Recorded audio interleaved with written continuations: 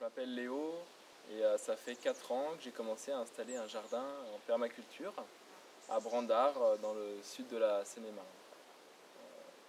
J'ai toujours voulu faire du maraîchage et je cherchais d'autres sources d'inspiration. Et là, le jardin commence à être bien installé et on va faire une petite visite ensemble. Là, il y a une petite zone qui est redevenue un peu sauvage contre la route, comme ça. Une petite mare cachée dans les broussailles. Ça fait un petit tampon entre la route et le jardin. Les gens ils peuvent s'imaginer un peu des trucs, mais derrière, vous voyez, il y a tous les légumes qui sont cultivés sur une petite parcelle qui fait 7000 m². Et pour l'instant, il y a peut-être les 1500, 2000 qui sont vraiment effectivement cultivés. Le reste est soit en devenir, soit c'est des jeunes arbres qui sont en train de pousser. Et c'est inspiré des principes de permaculture. Il va y avoir, pour l'instant, on va dire qu'il y a les 20% des plantes annuelles, des zones de plantation de plantes annuelles qui sont en route. Et on va dire que les 80 autres % seront des plantes pérennes, que ce soit des plantes herbacées comme les fraises ici, ou des asperges, vous voyez, c'est pérenne, des framboises, des arbres fruitiers. Et on va essayer d'entremêler tout ça pour créer tout un écosystème cultivé. Ici, ça va être composé un petit peu de bandes avec des haies multi-étagées, là, avec plein d'étages. Vous voyez, au pied, il y a des fraises. Après, si on voit là, il y a des framboises qui grimpent. Là, on a des casseilles. Encore des fraises, des fleurs, il y a des boutures, il y a des asperges, un peu de consoude. Là, il y a des futurs pommiers qui vont être conduits en espalier sur les petits câbles. Il y aura d'autres arches pour remettre, vous voyez, toutes les mûres, les framboises, tout ce qui va grimper. Et comme ça, sur une petite parcelle de 1 m², je peux avoir plein de choses sur plusieurs étages qui vont donner des fruits à des moments différents de la saison. Et là, on va avoir des fruits de juin à octobre, avec les fraises en juin, les framboises en juillet, les mûres en août, les futures pommes en septembre-octobre, pommes et poires. On pourra avoir d'autres choses aussi, il y a aussi des arbres aromatiques. Et ça va créer une continuité écologique tout autour du jardin. On va enfermer plein de petites parcelles avec des clairières, où là il y a plutôt des plantes annuelles, qui demandent beaucoup de travail, parce que faut planter tous les ans. Mais une grande partie du travail a été annulée parce qu'il n'y a plus de travail du sol. C'est le travail du sol qui prend beaucoup plus d'énergie, beaucoup plus de temps de travail. Et les légumes sont mélangés et on respecte encore cette idée de volume, d'étagement. Là, il y a des grillages, des fils. On va pouvoir mettre au pied, là il y a des blettes, puis il y a des haricots. Il y a eu des oignons avant. Là pareil, il y a eu déjà par exemple des petits pois. Pendant ce temps-là, j'ai mis des betteraves. Puis après, il y a eu des choux. Il y a eu de la roquette avant aussi. Puis les petits pois sont partis, mais j'ai ressemé des haricots grimpants. Et on va comme ça tourner tout le temps. On laisse jamais une parcelle où il n'y a rien qui pousse. Il y a toujours quelque chose qui vient remplacer. Et on va se servir comme ça des étages pour optimiser l'espace au mètre carré. En plus, c'est assez joli. Encore une bande, vous voyez, de plantes pérennes avec du consoude, encore des casseilles, des fraises, un hachis. Ça pourrait être encore plus complexe.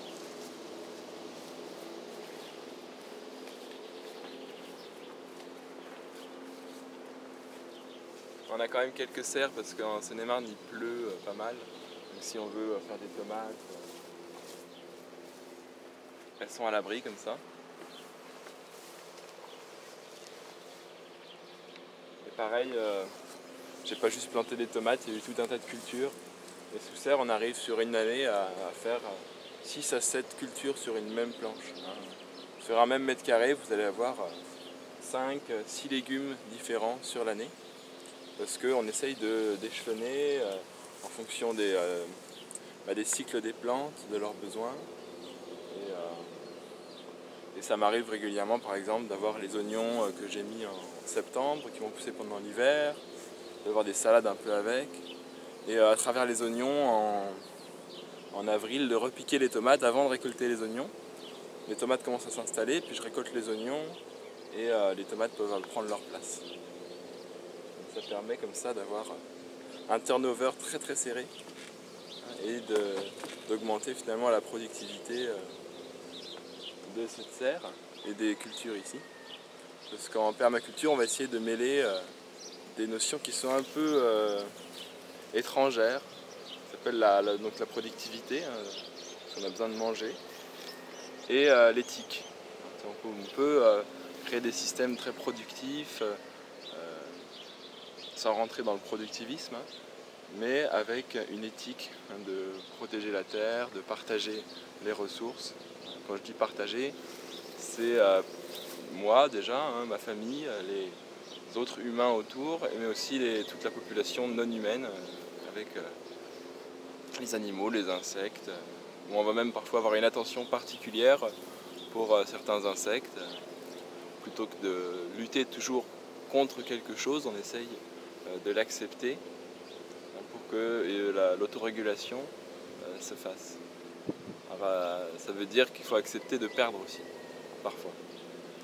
Accepter de perdre, mais pour faire une découverte et créer quelque chose de nouveau. On peut aller voir l'autre. En permaculture, on va créer tout un tas de microclimats. Voilà, la serre par exemple, c'est un microclimat, c'est assez facile, mais ça peut être aussi, il y a un muret au sud, là-bas, les tomates elles sont encore plus belles que sous la serre. Entre les deux serres par exemple, il y a un endroit là où il y a beaucoup d'eau qui ruisselle. Il y a aussi, c'est un peu protégé des vents. J'ai remarqué que certaines plantes poussent mieux dans un endroit comme ça. Et on va essayer de diversifier comme ça tous ces microclimats pour que le système soit beaucoup plus riche et dense et complexe.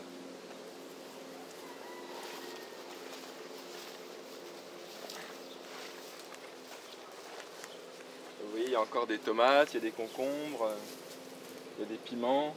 Et si on avance un petit peu,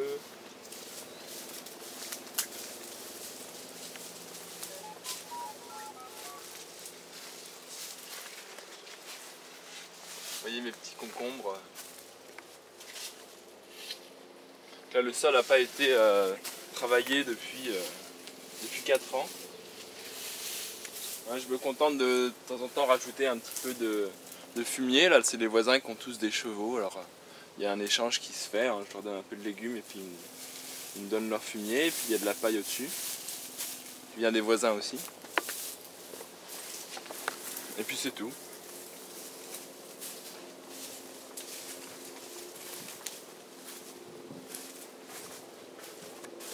Une autre idée là, c'est d'avoir entre les planches de culture des luzernes. Ça c'est des plantes vivaces.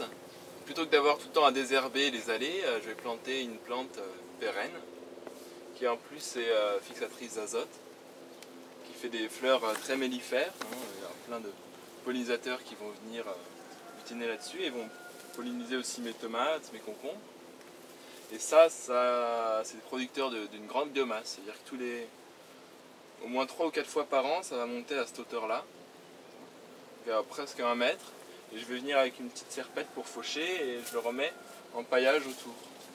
Il y a tout un cycle comme ça, où les nutriments peuvent circuler. Et les allées aussi, je m'en sers l'hiver. Si je veux me débarrasser de mes tomates, je vais les mettre dans l'allée et ça va faire une espèce de compost au milieu des deux planches. Et du coup, les racines des plantes qui vont chercher beaucoup plus loin pour pouvoir utiliser cette ressource-là entre les planches. Et ça me permet de ne pas avoir des tas de tomates non plus sur les planches, pour pouvoir cultiver plus facilement. Ici j'ai laissé plein de laitues, vous voyez, monter en graines. Déjà parce que ça fait des fleurs, ça fait un peu moins monoculture de tomates. j'aurai pas besoin d'acheter des graines de laitue. Et il y en a plein qui vont se ressemer. Et souvent, elles se ressèment là, elles vont lever ensuite peut-être en octobre. Et ça va être les premières salades que je vais avoir au printemps. Elles vont donner parfois début mars. Même début mars, je vais avoir des belles laitues là-dedans. Alors pour un maraîcher, ça peut être un petit peu, vous voyez, trop serré ou quoi, mais je peux aussi les prendre et les repiquer. Ça m'évite d'aller dans la serre à plants pour faire des plants, acheter du terreau en Hollande, voilà. Du coup là j'ai une espèce de petite pépinière qui va se créer toute seule, où je peux soit laisser des salades en place, soit les prendre et les repiquer, puis on peut faire ça avec plein de choses. Ici là-haut il y a aussi des vignes que j'ai installées, elles vont courir au-dessus des légumes. Donc on aura des raisins comme ça en automne. On essaie d'avoir des fruits un peu toute l'année.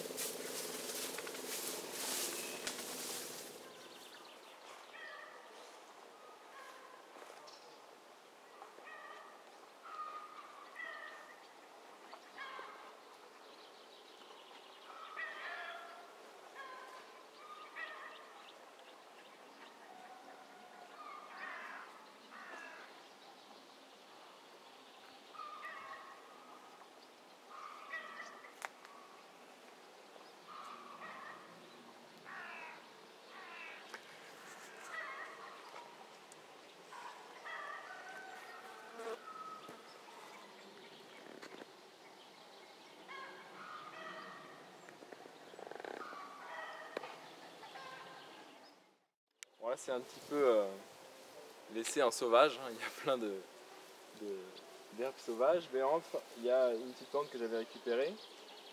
C'est une plante de la famille des ronces, hein, qui fait des espèces de mûres, de framboises. Ça vient du Japon. Alors, ce qui est intéressant, c'est pas forcément la plante en soi, mais que là, on voit qu'elle n'est pas encore en train de mûrir. Hein. Ça, je vous parle de ça parce que c'est vrai que souvent, on se retrouve avec tous les fruits d'un coup. Hein, genre, notamment avec les cerises, par exemple, on a toutes les cerises d'un coup, on ne sait plus trop quoi en faire. Alors c'est bien parce qu'on va en donner à ses voisins, on va faire des échanges. Mais on peut trouver dans un jardin, il y a tellement de variétés de plantes sur Terre, d'espèces, hein, qu'on va pouvoir trouver une manière d'échelonner les récoltes. Avec une variété qui va donner en juin, une autre qui va donner en août, en septembre. Il y a même des choses qui vont pouvoir se récolter pendant l'hiver. Hein, et c'est important d'avoir une bonne connaissance comme ça et de chercher continuellement parce qu'on découvre sans arrêt des nouveaux végétaux consommables et pour pouvoir vraiment voilà, avoir à manger toute l'année. Après, voilà, faut chercher des réseaux voilà, de plantes rares parfois parce que c'est pas des trucs qu'on trouve forcément dans le commerce à la Super U ou au bricomarché. Comme par exemple ce petit pois mange-tout là, donc je garde les graines. C'est Cocopelli qui gentiment m'a envoyé des graines de petits pois mange-tout. Alors là, il ressemble plus à rien parce qu'il est en train de sécher. Et c'est des petits pois mange-tout jaunes, des petits pois mange-tout beurre. Ouais, et ça, on n'en trouve jamais d'ailleurs sur le marché. Ce qui est étonnant avec celui-là, c'est que les petits pois mange-tout que j'ai eu cette année dans mon jardin, ils étaient tout malades parce qu'il a trop plu. Et ceux-là, ils étaient en super forme. Hein. Si vous êtes venus il y a 3 semaines, ils étaient encore jusque-là, tout bien vert. Et là, je vais avoir une super récolte de graines. Et bientôt, je pourrai leur renvoyer les graines comme ça. Ça, c'est important parce que vous voyez, si j'avais qu'une espèce de petit pois mange-tout, bah, ça limite les possibilités. Là, si j'avais 3-4 espèces de petits pois mange-tout comme ça, bah, les années où il fait sec, peut-être qu'il y en a une qui serait plus forte. Les années où il fait humide, il y en a une qui pousserait mieux. Et encore une fois, l'équilibre fait que... enfin, la diversité fait l'équilibre. Voilà. Alors c'est une logique différente. On pourrait aussi dire, bah tiens, j'ai qu'à artificialiser le système. Je mets une serre, comme ça, je peux réguler l'eau avec des ombrières, comme ça, s'il fait trop de soleil. Et c'est encore à quoi bon toute cette énergie. Hein, est-ce que finalement le rendu final, avec un petit peu de perte peut-être si on a deux plantes, et une qui est un peu malade parce qu'il fait trop humide, mais que l'année prochaine elle sera mieux, est-ce que le rendu final est plus économique que de construire des grosses infrastructures pour artificialiser? Et encore une fois, est-ce que c'est viable dans le temps de construire ces infrastructures pour artificialiser plutôt que d'avoir des populations de plantes très variées pour avoir une espèce de climat plus stable, de stabilité. Derrière il y a des cardons là, qui sont hyper grands. C'est une plante, c'est les Lyonnais qui mangent ça, j'ai jamais trop compris comment ils mangeaient ça. Alors, plein de fils et tout. Là. Désolé pour les Lyonnais qui regardent, je sais qu'il y a la confrérie du cardon et tout. Mais j'ai découvert qu'on pouvait manger les petits artichauts. Et bon, c'est plus petit qu'un artichaut, c'est plein de piquants. Il y a quand même moins à manger, mais alors c'est super bon. Et ce qui est intéressant, c'est que dès que je plante des artichauts ici, ils se font bouffer par les pucerons ou alors ils se font bouffer par les rats-aux-pieds par en dessous, hein, par les mulots. Et là, ceux-là, je les ai plantés et en fait, il n'y a rien qui les attaque, quoi. Ils poussent très très bien. Alors encore une fois, ils donnent peut-être des fruits un petit peu plus petits, mais ils ne demandent aucun travail. Pas d'arrosage, rien du tout. Alors est-ce que je préfère manger 4 petits fruits plutôt qu'un gros? Ce sera peut-être, voilà. Ça ne veut pas dire qu'il faut arrêter de cultiver des artichauts, hein. Mais c'est, voilà, il y a d'autres ressources possibles. On peut varier. C'est assez joli là, les petites boules bleues qui se baladent dans l'air. Tu vois ce qu'on a... Ça fait un peu, c'est un peu extraterrestre là, hein. On peut se mettre à côté là. Ça fait comme les photos du Mexicain là, à côté des plants de maïs de 6 mètres. On peut me mettre comme ça. Là, il y a aussi je mange énormément de baies. Hein. Et ça, c'est une baie, c'est des amélanchiers. Ça pousse tout seul. Ça fait, pour les gens qui aiment bien les fleurs, ça fait des très très belles fleurs. Et ça donne des fruits très tôt dans la saison. Hein, vous pouvez en avoir début juin, mi-juin. Tandis que les groseilles, cassis et tout, c'est plutôt en juillet quand même, pour que ce soit bien mieux. Ça permet d'agrémenter voilà, ces petits déj de fruits avec un petit peu des baies sauvages. Il y a toujours une certaine satisfaction à manger des plantes sauvages. Là, un groseille à macro. Pareil, c'est une autre variété. J'ai une variété qui est mûre déjà depuis 2 semaines. Et celle-là, elle commence à peine à mûrir. Et elle est un petit peu rouge comme ça.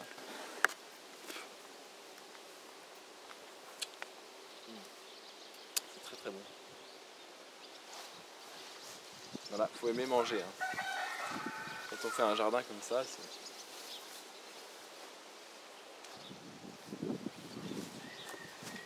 on a des... il n'y en a plus beaucoup, mais c'est des groseilles blanches, des groseilles roses. C'est assez commun. Hein. Il y a les plants de poireaux. C'est assez rigolo, il y a 2 variétés. Alors, il y a du jaune du Poitou et du bleu de Solèze. Alors, on voit bien la démarcation là.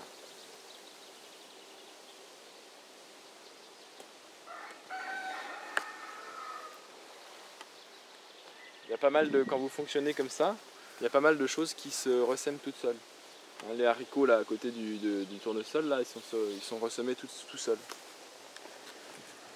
Si vous êtes attentif, vous pouvez laisser faire certaines choses et il y a une partie de votre production qui va se faire tout seul. Vous pouvez laisser favoriser ça en laissant par exemple des blettes monter à graines ou des laitues monter à graines. Et vous avez juste à entretenir un petit peu le terrain. Vous allez pouvoir planter vos légumes peut-être un petit peu plus espacés. Et parmi les herbes spontanées, vous allez avoir plein de légumes qui vont lever tout seuls. Ça fait encore une chose de moins à faire en fait. Voilà. Après ça peut déranger aussi, il faut savoir choisir.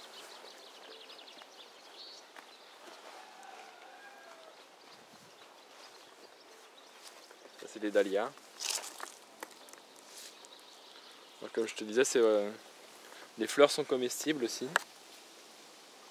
On peut faire des petits pickles de fleurs là dans le vinaigre, c'est très très joli. Les tubercules sont comestibles, j'ai jamais goûté. Moi j'aime bien les fleurs, je les ai gardées en fleurs. Et on peut manger les... Ah mince, bon, je l'ai coupé, il va falloir la manger maintenant. Je monte parce que sinon, les gens peut-être vont pas croire.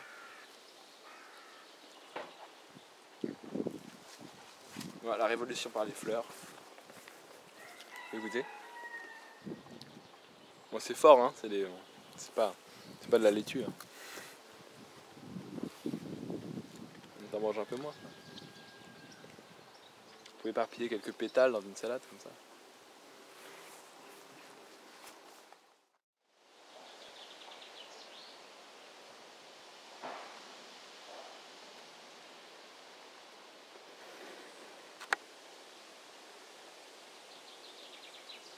Voilà, il y a une autre petite jachère de plantes sauvages. Il y a plein de trucs. Il y a plein d'abeilles qui viennent butiner là-dedans. Alors ça veut pas dire que ça va rester comme ça tout le temps, hein. Pour l'instant c'est là, mais ça peut bouger. Et je voulais juste évoquer le fait qu'on essaye de réinstaller, vous voyez, beaucoup plus d'arbres dans les systèmes cultivés. Parce que là, en écologie, on a quelque chose qui s'appelle les climax. C'est la végétation spontanée qui vient naturellement dans des zones géographiques très précises. Et là, le climax, c'est ce qui va arriver en stade final. Et chez nous, ça va être plutôt des arbres, des forêts, parce que c'est les seuls en fait qui sont capables de réguler toute cette pluie qui va tomber, hein, et ça va être une des meilleures barrières contre l'érosion et qui va favoriser l'infiltration de l'eau dans le sol, ça garde le sol au frais. Il y a vraiment plein d'avantages. Et souvent on a tendance à séparer un peu les deux et on se retrouve avec tous les plateaux là-haut où c'est un peu des déserts, il n'y a plus un arbre. C'est assez terrible d'ailleurs, moi quand je fais des balades en vélo, j'aime pas du tout y aller parce qu'il y a beaucoup de vent, on est en plein soleil, c'est vraiment pas très agréable à vivre. Donc à la fois on va respecter la terre en lui apportant ce dont elle a besoin, mais ça crée aussi un espace de vie beaucoup plus agréable, beaucoup plus confortable. C'est quand même beaucoup plus agréable de se balader à l'ombre de grands arbres que d'être en plein cagnard et en plein vent. D'autant plus que les arbres sont on va dire, de véritables pompes à minéraux, hein, ils ont des racines très profondes. Dans les feuilles, on va tout retrouver, ils vont tout restituer et vont participer aux échanges des minéraux dans le sol, à travers l'action des champignons, des mycorhizes. Tout ça est en interrelation. On sait qu'un arbre qui va pomper une certaine quantité de minéraux, notamment les phosphores, dont on extrait une grande quantité dans des mines, dans les pays pauvres ou en Australie. Et quand vous avez une petite bestiole par exemple qui meurt, vous avez tout un tas de champignons, de bactéries qui vont venir récupérer le phosphore sur les ossements, hein, c'est un exemple, vont le redonner aux arbres en échange d'autres minéraux. Et les arbres qui prennent leur quantité nécessaire vont les redistribuer, tous les surplus. Ils ont fait un calcul comme ça, pareil que ça va sur une surface de plus de 1000 m² tout autour. Tous les minéraux vont être redistribués comme ça. C'est aussi une manière de communiquer. L'autre avantage du paillage, c'est qu'il y a très peu de mauvaises herbes, hein, parce que ça occupe la lumière. Ça fait de l'humus, hein, et ça c'est directement inspiré des systèmes naturels, comme on peut voir derrière nous après, donc la forêt, qui est vraiment ce vers quoi on tend, hein, essayer de recréer des conditions qu'on aurait dans une forêt pour le sol.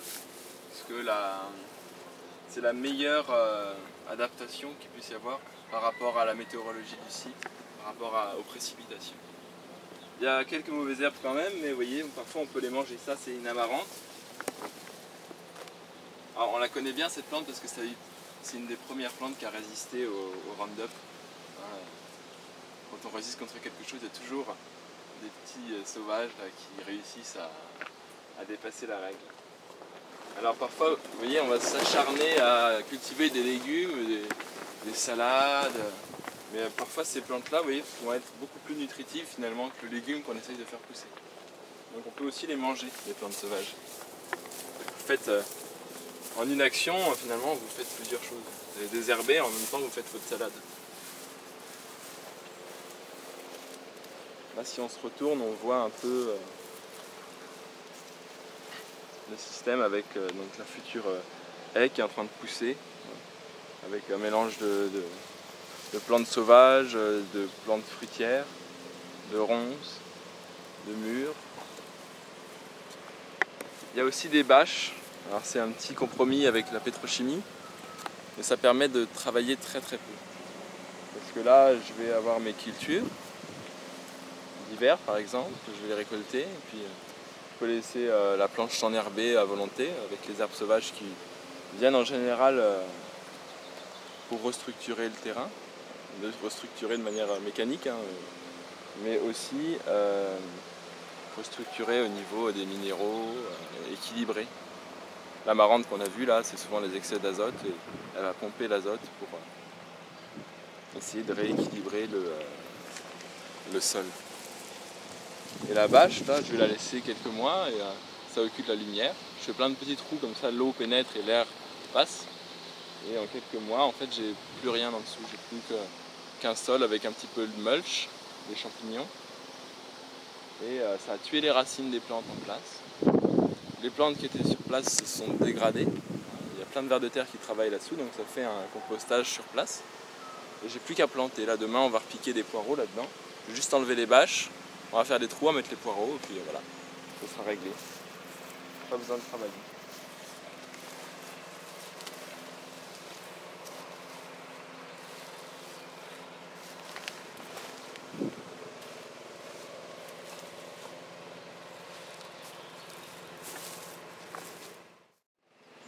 Alors, on a eu un printemps un peu difficile, alors c'était un peu dur de faire démarrer les plantes, notamment les courgettes, qui ont fini par reprendre. Et vous voyez, il y a aussi des maïs à côté. Hein. C'est-à-dire que les courgettes, ça prend énormément de place, mais ça occupe de l'espace sur les côtés. Et vous pouvez mettre du maïs qui va prendre l'espace plutôt en l'air. Et c'est une association qui se fait depuis des millénaires et ça marche bien. Il pourrait y avoir d'autres choses. Et là, il y avait eu des salades, elles ont déjà été récoltées. Il y a eu quelques oignons qui ont déjà été récoltés. Vous avez eu laitue, oignons, courgettes, maïs. Et à l'automne, je vais ressemer peut-être de la mâche, des navets, des radis. Donc vous allez avoir laitue, oignons, courgettes, maïs, radis, mâche. J'ai déjà 7 légumes sur une planche qui vont s'échelonner. Puis on recommencera pareil l'année d'après.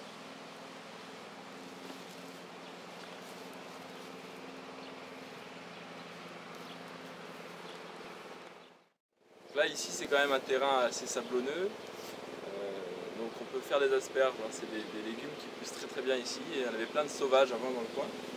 Donc là j'ai refait juste une petite pépinière, puis je les repiquerai sûrement à la fin de l'été. C'est des plantes qui vont s'installer, qui vont être pérennes.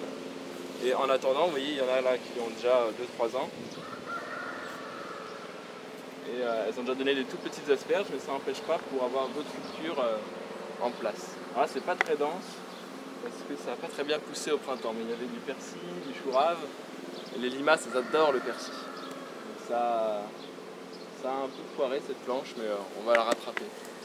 Alors, on passe notre temps finalement à faire des échecs, mais ces échecs nous permettent d'apprendre et de continuer. Puis il y a plein de choses qui réussissent, donc ça remonte un peu le moral quand même. On mange des bons légumes, des bons fruits. Voilà les petites tomates. Elles viennent en premier parce que c'est des petites, hein, mais il y a aussi des grosses.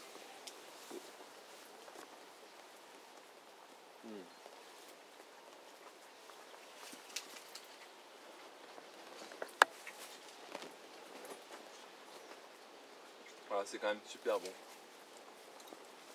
Super nourrissant. Pas que de la flotte. Ici il y a des tomates, mais avant il y a eu des oignons et des choux et des laitues. Et les choux ils sont restés en plate, vous voyez. Donc, on peut juste les couper, ils vont redonner plein de petits choux partout. Ils vont redonner des petits choux, ensuite je vais les recouper. Et au printemps suivant, ils vont me donner plein de jeunes pousses. Hein, et c'est les jeunes pousses florales. Et puis celles-là, je vais les manger un peu comme des brocolis. Et il est arrivé même que une fois que je coupe ces pousses, bah, le chou me redonne encore un chou. Hein. On peut garder comme ça plusieurs années un chou en place.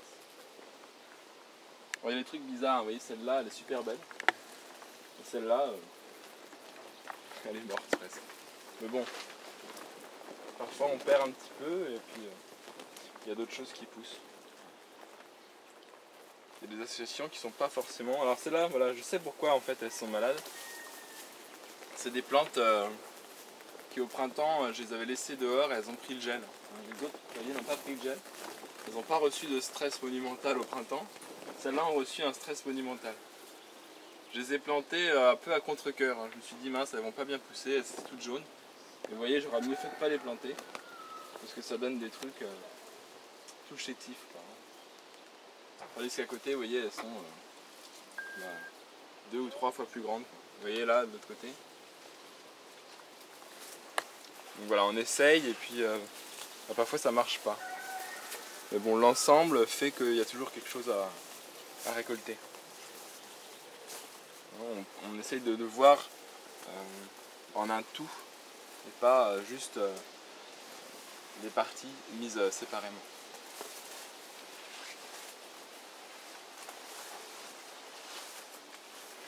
Bon, c'est un peu dur de se faufiler, hein, mais normalement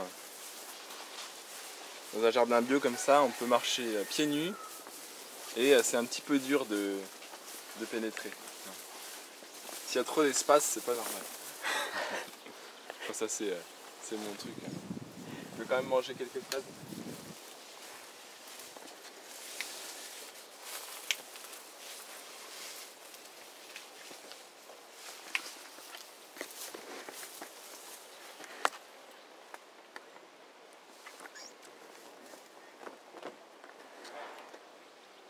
Alors c'est vrai qu'avec ce système là on se retrouve quand même à manger beaucoup de fruits, beaucoup de plantes, de légumes. Et on s'y habitue en fait, hein. On se rend compte que c'est quand même assez nutritif ces choses-là. C'est pas juste de la flotte quoi, hein.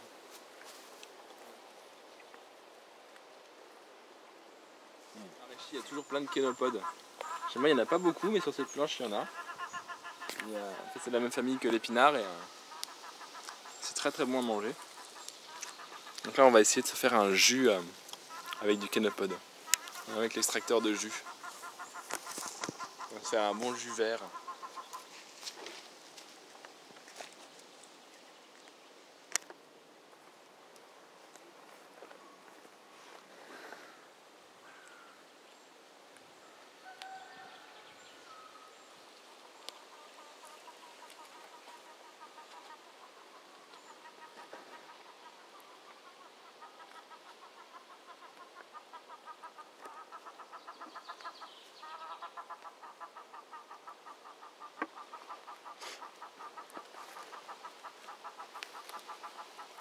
Et pour ce qui est du goût du kénopode, à quoi ça se rapproche le plus? Un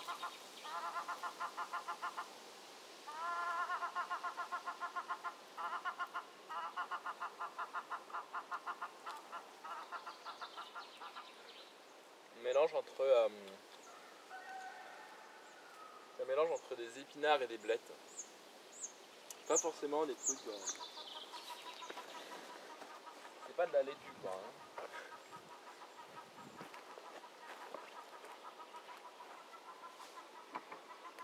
Mais encore une fois, voilà, là à côté j'ai ma laitue là. Et cette plante là, c'est probable que d'un point de vue nutritionnel, ça soit quand même pas la même chose. Vous allez trouver des choses là-dedans qu'il n'y aura jamais dans une laitue. Inversement peut-être, hein. Là on retrouve bien l'idée. Semer, ensuite je repique mes choux. Et là il n'a pas beaucoup plu depuis que j'ai semé et ça a bien levé. Et je compte pas arroser du tout quoi. Alors, ça va peut-être pousser un petit peu plus lentement. Mais ça sera du coup très peu dépendant à l'eau ensuite. Parce que les racines vont se développer de telle sorte qu'elles vont aller chercher l'eau en profondeur. Et comme le sol n'a pas du tout été travaillé, il y avait juste la bâche là, qui a fait une super structure de sol, hein, parce qu'on se retrouve avec un sol plein de turillons de vers de terre. Le sol n'est pas trop déstructuré par le travail du sol. Du coup, il n'y a pas une croûte de battance au-dessus. Vous voyez ce que c'est la croûte de battance? Les jardiniers ils connaissent, ça fait une espèce de plaque épaisse et solide. Du coup, ça aspire toute l'eau du sous-sol. Et on est obligé de sarcler, on est obligé de biner pour casser cette croûte de battance, pour éviter que l'eau remonte par capillarité. Et quand on a une bonne structure du sol, ça n'arrive pas. Et lorsqu'il pleut, la structure reste cohérente. Il y a aussi une autre chose qu'on ajoute, c'est mon frère il a le four à pain en face, là, chez ma grand-mère. Et donc on a dit qu'on utilisait le bois hein, qui va pousser ici, entre autres. Et il va y avoir tout un circuit comme ça de vertueux. Le four à pain, pareil, on pourrait trouver 1000 fonctions. Depuis la fabrication du pain, l'utilisation du bois, des haies. Qu'est-ce qu'on fait des découpes de haies? Ensuite, on peut faire un séchoir dedans, on fait sécher des tomates, on fait des pizzas, on peut faire, après la cuisson du pain, cuire des gâteaux. Mon grand-père il met souvent des plats dans le four qu'il laisse toute la nuit. Voilà. Et ça peut chauffer aussi, on peut utiliser la chaleur émise par le four à pain pour chauffer quelque chose d'autre. Hein. Là en l'occurrence il y avait un poulailler mis au dos du four à pain. Et si vous faites plusieurs fournées par semaine, ça dégage quand même une certaine chaleur qui va maintenir le poulailler à une certaine chaleur en hiver par exemple. Et les poules on sait que quand elles sont au chaud en hiver, elles aiment bien parce qu'elles pondent un peu plus. C'est pour ça qu'on chauffe les poulaillers industriels. Et le retour, hein, c'est que sur cette cuisson du bois, comme il ferme, hein, qu'il laisse le feu s'éteindre de manière un peu étouffée, on a plein de charbon de bois. Alors le charbon, il s'en sert pour réallumer le feu, mais moi du coup je le concasse un petit peu et je le réintègre dans le jardin.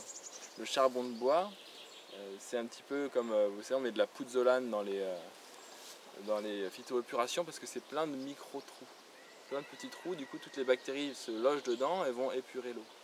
Là on fait des filtres à charbon aussi, hein. Et là on va mettre le charbon dans le sol, enfin, je le dépose juste sur le sol, hein. Les vers de terre l'enfouissent après.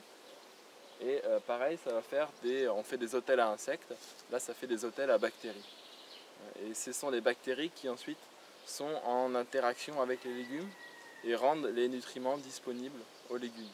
Le légume en soi il n'a pas forcément les capacités pour assimiler tous les nutriments qui sont nécessaires à sa santé. Il a besoin de l'action des champignons et des bactéries, entre autres, pour avoir tous les nutriments qui lui sont nécessaires. En échange, il va donner aussi des nutriments aux champignons et aux bactéries. C'est toujours la notion d'échange et de partage. Du coup, tout ce charbon de bois, on va l'utiliser pour fertiliser. Enfin, c'est une forme de fertilisation. Avec les cendres, on fait du savon et là on lave notre linge depuis 2-3 ans avec ça. Et ça se passe bien.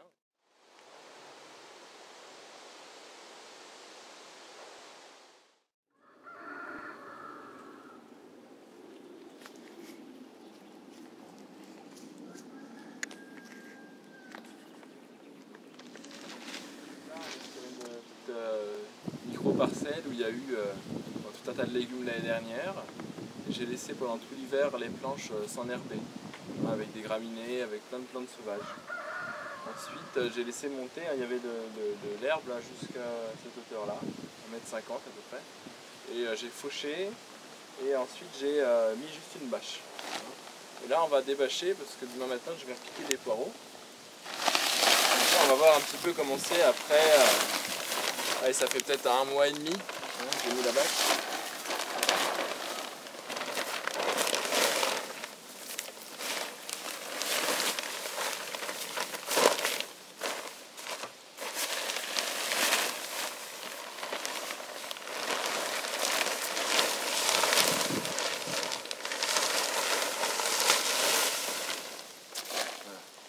Ici on voit bien les restes, hein, il y avait des petites planches permanentes. Il reste, vous voyez, tous les vieux choux, hein, mais tout ça je vais le laisser en place. Ça c'était des mâches. Il reste des graminées un petit peu, mais les racines sont mortes. Et là on voit que la terre, regardez son humidité, elle a une belle structure. Si j'enfonce mon doigt, oui, ça rentre assez facilement. Et les vers de terre ont travaillé pour nettoyer tout ça. Alors il reste un petit peu d'herbe en surface, et ça fait un petit paillage naturel. Et puis là-dedans, je vais directement repiquer mes poireaux sans retravailler le sol ni rien. Si je veux que ce soit bien droit, je vais mettre un cordeau, mais à part ça, je ne ferai pas trop de travail. Alors, en général, il y a toujours quelques plantes qui résistent un petit peu, il suffit de repasser. Il y a un noyer qui a germé, alors je ne veux pas d'un noyer ici, alors j'enlève. On voit bien la structure de la racine du noyer, vous voyez, qui est pivotante, hein, qui va descendre très très profond, avec les ralissades sur les côtés.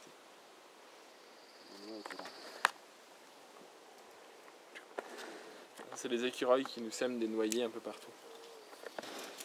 Donc là, c'est vraiment un système. Certes, on utilise une bâche, mais on a derrière un rendu voilà, extrêmement, c'est extrêmement puissant, quoi, hein.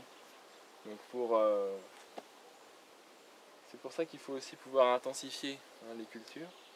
C'est voilà, rentabiliser au maximum ce compromis lié à la bâche.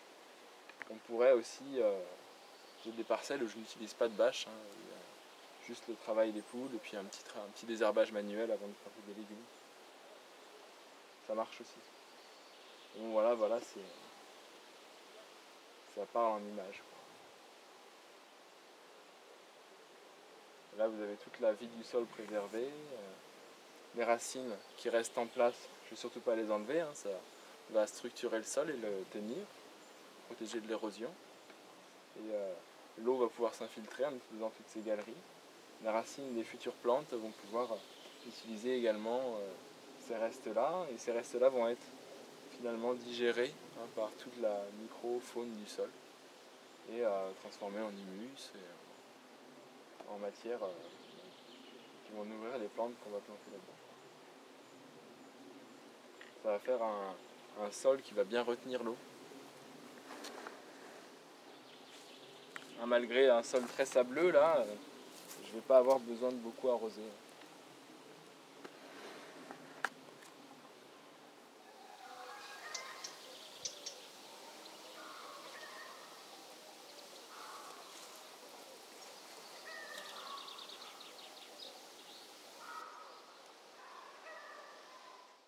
Voilà, encore une petite association. On retrouve cette idée d'espace. Ça pourrait être un petit peu plus complexe, mais bon, c'est déjà pas mal. Vous avez ces chou kale qui vont, c'est intéressant parce qu'ils vont monter plutôt en hauteur.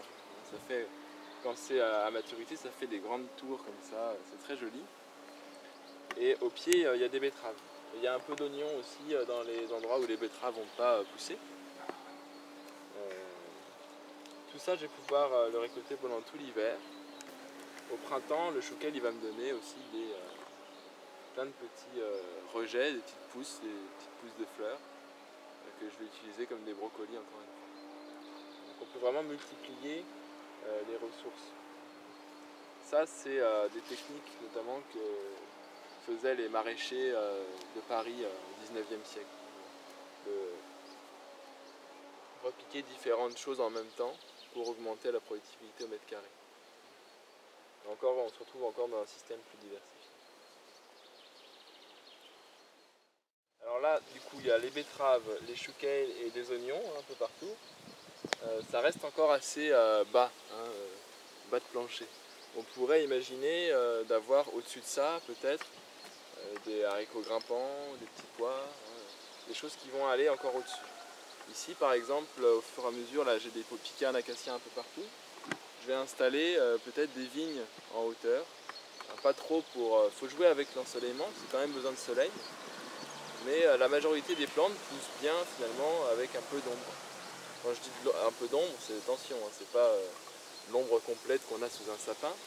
C'est-à-dire que le soleil ne va pas forcément être complètement sur la plante tout le temps. Parfois ça pousse un petit peu moins vite, mais c'est aussi plus stable, il y a besoin moins d'arroser. La terre ne souffre moins. Du coup on pourrait avoir un étage encore supérieur. Ce qu'il va y avoir déjà avec ce petit poirier là qui va grimper. Il va y avoir des arches fruitières là. Essayez d'imaginer voilà, ce que ça peut donner dans 5-6 ans. Et Le design du jardin, la conception n'est jamais terminée, ça va toujours être évolutif. Peut-être qu'il y a certaines plantes qui poussent aujourd'hui, qui pousseront peut-être plus, ou qu'on retrouvera à un autre endroit.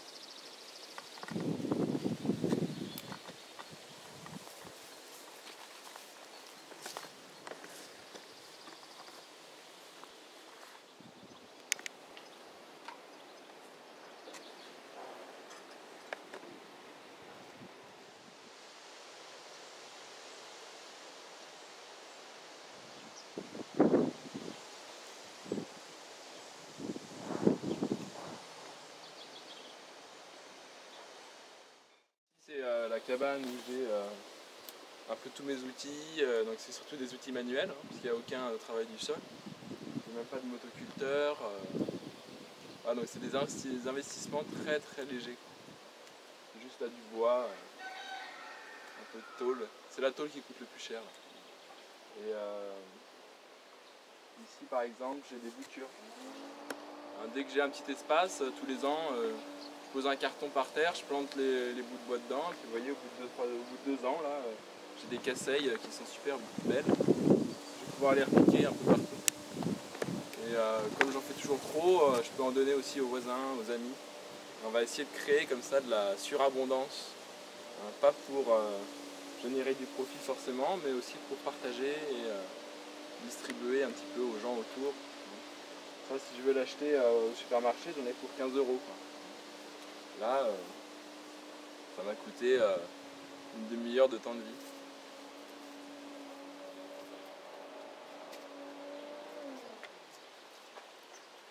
Donc ici, c'est quand même une pièce de travail où j'ai un peu de matériel d'irrigation, vous voyez, quelques grelinettes, mais je m'en sers plus beaucoup finalement. C'est encore un chantier, hein, il y a toujours des travaux, il y a toujours du réarrangement, on essaie toujours d'améliorer. Avec des cisailles, des fourches. Pas besoin de beaucoup d'outils.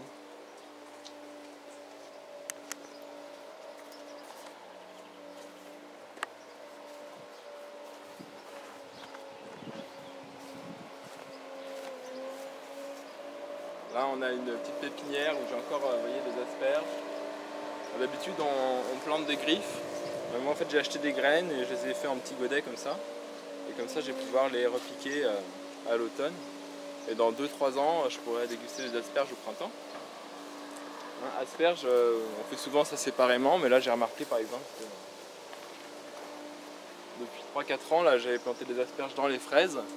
Et finalement les asperges et les fraises ça s'entend bien, puisque j'ai des belles asperges qui poussent entre les fraises tous les ans. C'était une voisine qui m'avait parlé de ça, elle avait un immense pied de thym et il y avait des asperges tous les ans et elle ramassait 6-8 asperges dans le pied de thym. Donc ça peut pousser comme ça en association. C'est pas forcément l'idée qu'il faut forcément associer. Hein. Moi je trouve que c'est sympa, déjà c'est drôle, mais ça va favoriser quoi? C'est-à-dire que vous allez avoir quelque chose de plus complexe. Au niveau du sol, le sol va beaucoup moins s'appauvrir parce qu'il y a plus d'interaction entre les racines des différentes plantes. Au niveau de la surface, vous allez avoir peut-être les asperges, elles ne vont pas couvrir le sol tout le temps, mais le thym en hiver il va couvrir le sol, donc il va protéger contre les pluies. Il va faire, c'est une plante médicinale, donc vous allez l'utiliser pour vous soigner, ou pour faire plein de choses comme ça. Et en plus, vous allez avoir, c'est dingue, hein, toujours des tondeuses à gazon partout. Ici je tombe jamais. Hein, là on a une petite pépinière, il y a des asperges encore une fois. D'habitude on replante des griffes, mais là j'ai juste semé et je vais les repiquer ensuite en pleine terre.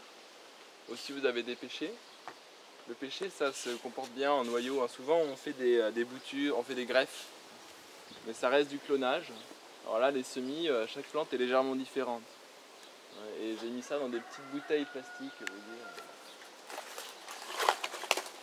J'avais appris à faire ça chez un breton qui recyclait les bouteilles. Et ce qui est pas mal, là c'est un cognacier. Un cognacier, ça va me permettre de greffer par-dessus des poires par exemple.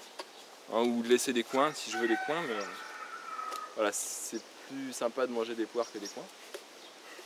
Et là vous avez un réservoir d'eau hein, qui est vide là pour l'instant, mais si je veux le remplir, J'ai juste à l'immerger un peu dans l'eau. Là il est plein et je vais avoir besoin d'arroser très peu ma plante. D'habitude les plantes en pot c'est un peu l'horreur, il faut les arroser tous les 2 jours en été, sinon ça crève. Et là il n'y a plus de problème. Enfin je vais l'arroser peut-être une fois par semaine.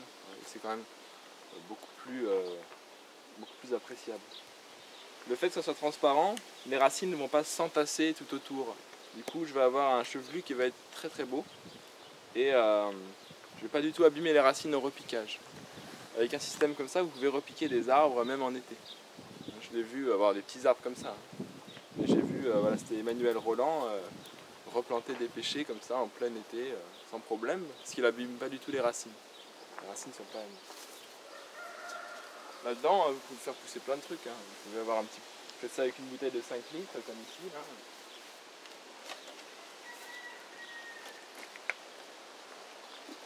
Et là, j'avais fait une marcotte aérienne d'une reine Claude. Il y avait 2 branches, j'en ai laissé une dépasser. Je l'ai passée à travers le petit bidon, dans la terre. Et une fois que ça a pris racine, je l'ai coupé. Et là, je vais pouvoir à l'automne leur piquer. Ça permet de faire des petits trucs comme ça. Et là-dedans, vous pourriez aussi cultiver des fraises sur un balcon. Donc les asperges, là, vous voyez, je les repique ensuite dans le champ. Et souvent, on voit des champs d'asperges comme ça, un peu seuls.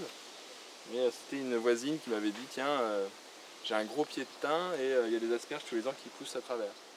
Je me suis dit, tiens, pourquoi je ne pourrais pas planter les asperges avec les autres légumes. Et là, j'en ai... voilà, c'est la plante, c'est un peu trop tard pour la saison des asperges. Mais elle m'a donné de super belles asperges au printemps. Et j'ai des fraises au pied aussi. C'est-à-dire qu'on a des fraises, des asperges. Donc, je peux avoir du thym, des asperges. Je peux trouver des choses comme ça qui vont fonctionner bien. Les fraises, elles ont des racines traçantes plutôt. Elles vont rester plutôt en surface. Et l'asperge, elle va être un petit peu plus profonde. Donc, elles ne vont pas forcément puiser les mêmes minéraux. Elles ne vont pas forcément avoir les mêmes cycles de croissance. Et celle-là, vous voyez, elle va plutôt pousser en hauteur. La fraise va pousser en bas, au pied. Du coup, ça s'associe pas mal. L'idée d'associer ces plantes, c'est pas forcément juste... il y a plein de raisons, quoi. C'est-à-dire, déjà, moi je trouve ça assez joli. C'est important de remettre l'esthétique un petit peu au cœur du problème. Et il va y avoir tout un tas d'interactions entre les racines. Alors ça peut être négatif aussi, mais ça vous le voyez tout de suite. La fraise ou les asperges ne seraient pas comme ça si ça ne s'entendait pas bien. Parfois vous avez une interaction négative, vous avez une plante qui est super belle et 1 mètre autour il n'y a rien qui pousse. Et là a priori ça marche. Et pour ça il faut faire l'expérience. Donc ça va créer quelque chose de beaucoup plus complexe dans le sol. Je n'ai pas la prétention de vous dire quelles interactions il va y avoir, ça peut être très vaste. Et ce qui est intéressant là-dedans, c'est que sur un même espace, vous allez avoir plusieurs récoltes. Ça veut dire aussi que sur un même temps de travail, vous allez avoir beaucoup plus. Parce que les fraises, là, c'est bien gentil, mais il faut les désherber. Je leur ramène un petit peu de compost, on va les pailler. Ça demande quand même du temps de travail. Et si en plus j'ai des asperges en même temps que mes fraises, vous augmentez finalement la productivité par rapport au temps de travail fourni. Et je pense que voilà, pour la terre, il y a plus d'interaction, c'est pas une monoculture. Si on sort de la monoculture, tout d'un coup, il y a beaucoup moins de soucis en général. Parce que peut-être que l'asperge va puiser certains minéraux, en restituer d'autres, et ça va s'équilibrer. Encore une fois, on sort de l'idée, par exemple, que les fraises, il faut les changer tous les 2 ans, sinon ça épuise le sol. Est-ce que ça va épuiser le sol si j'ai pas que des fraises? S'il y a des fraises, mais aussi de la sauge, des pommes, de la consoude. Moi j'ai des endroits en forêt où je vais ramasser des fraises des bois, elles sont là depuis 10-15 ans et tous les ans elles donnent bien. Parce que c'est pas une monoculture, il n'y a pas que des fraises. Tas de plantes sauvages, il y a les arbres, il y a les arbustes, les ronces. Et tous les ans, je ramasse mes... Là, il y a eu quand même des résistants, ils ne sont pas fait bouffer par les limaces. Les limaces, c'était vraiment un problème au début. Il y a eu tout le chamboulement. C'était une prairie et puis j'ai fait un jardin dedans. Et au bout de 2-3 ans, tous les ans, en fait, il y a de moins en moins de problèmes de limaces. Parce qu'il n'y a plus de travail du sol, il y a des bandes pérennes qui commencent à être bien installées. Et quand je me balade la nuit, il y a des vers luisants, il y a plein de bestioles qui vont participer à l'autorégulation dont on parlait tout à l'heure. Et là, vous avez une petite association, par exemple, il y a des choux, il y a des laitues et des betteraves. Et vous voyez là sur la ligne, il y en a très peu qui se sont fait avoir par les limaces pour l'instant. Là, il y a un peu de terre à nu parce qu'il faut faire des compromis. Et au printemps, surtout quand il fait humide comme ce printemps-là, s'il y a trop de paille partout, ça carre l'humidité, le sol qui ne se réchauffe pas. Donc on va essayer de planter et puis à la limite pailler après. Voilà, c'est des compromis pour quand même avoir quelque chose qui pousse. Hein. Certaines plantes n'aiment pas trop ça. Il faut varier. L'année prochaine, elle sera bien paillée, donc ça restructurera. Parfois, on dégrade aussi, mais on reconstruit après. Là, vous avez un truc intéressant. Vous avez une ligne d'oignons avec des choux raves qui vont être sur l'étage supérieur, du persil. Et derrière, une bande pérenne avec des petits poiriers qui arrivent. Les grands trucs, c'est des panais. Je vais faire des graines. Il y a des rhubarbes, il y a de la livèche. Il y a un petit pêcher aussi au milieu. Et cette bande-là, elle est pérenne. Il y a du persil aussi. À côté, il y a du maïs. Là, il y a plein de petits filets avec des petits pois.